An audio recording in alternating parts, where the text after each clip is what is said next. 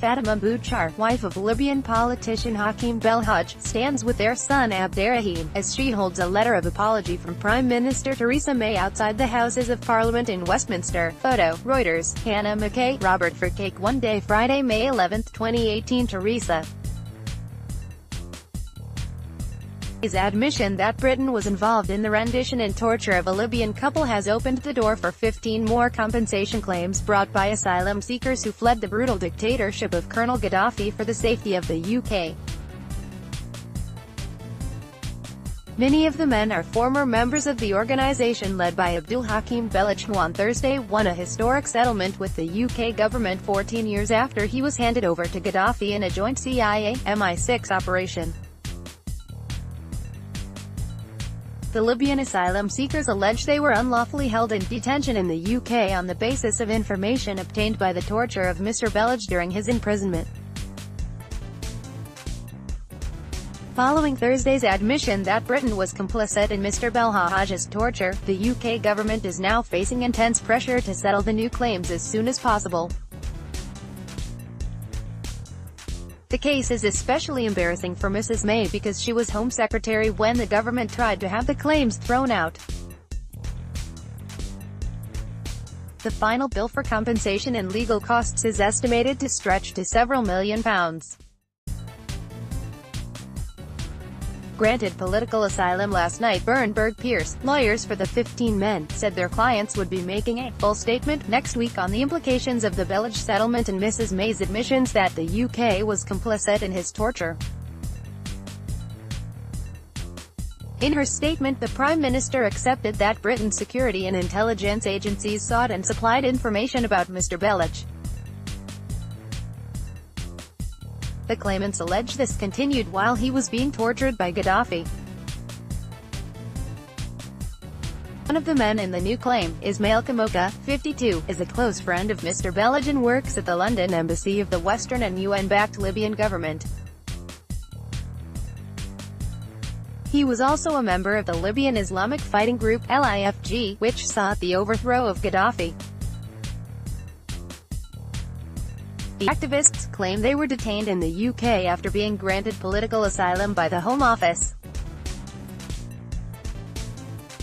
Last year, the High Court granted Mr. Kamoka and 4 more claimants the right to sue the UK government for their unlawful detention and the unlawful use of counter-terrorism control orders, while the Home Office tried to secure their deportation.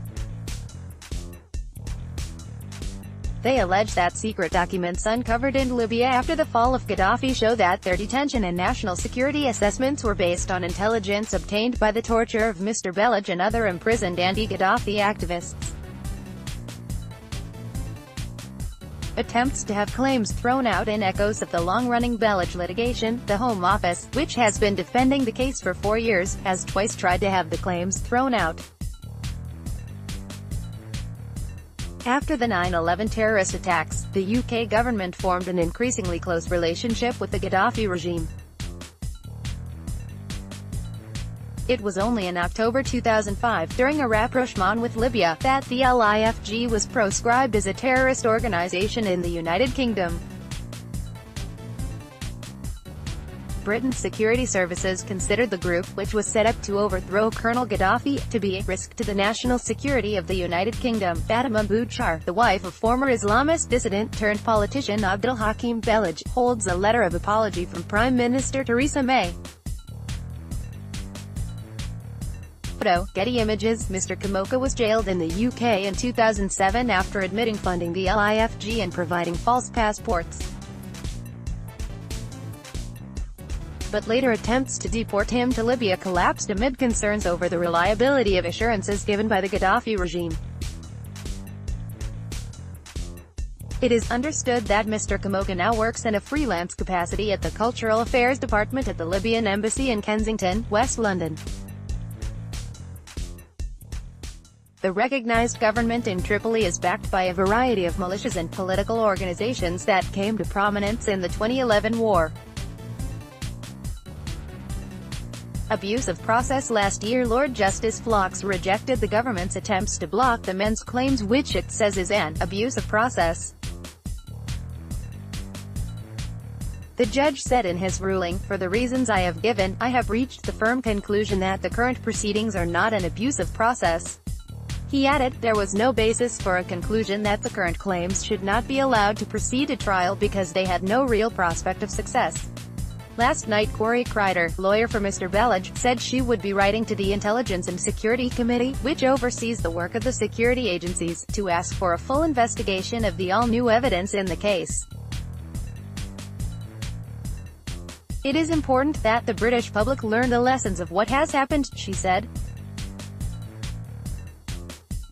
Kenneth Clarke MP, chair of the All-Party Parliamentary Group on Extraordinary Rendition, said after Thursday's admissions, given the fulsome nature of the apology, the question has to be asked why it has taken the government so long to settle this matter, particularly when Mr. Belhaj offered to settle the case in 2013 for £3 and an apology. "The delay is deeply regrettable. It is truly shocking that Britain has been involved in kidnap and torture. The practice of extraordinary rendition is contrary to fundamental human rights and long-held British values." Apology and payout. Mr. Belhaj was kidnapped in Malaysia and forcibly taken to Tripoli in a joint CIA-MI6 operation in 2004. Mr. Belhaj claims he was tortured by his Libyan jailers during a 6-year spell in prison. His wife Fatima Boudchar was also detained but was released shortly before giving birth. On Thursday, Theresa May said Mr. Belhaj and Ms. Boudchar had suffered appalling treatment. Mr. Belhaj added, "The 6 years the family waited for this was an extension of the suffering for my family, on top of the years he was held captive." In a letter read out in the Commons, Mrs. May said UK actions had contributed to the couple's capture and that the government had shared information about them with international partners. Ms. Boudchar, who was pregnant at the time, has accepted Mrs. May's apology and will receive a £500,000 payout.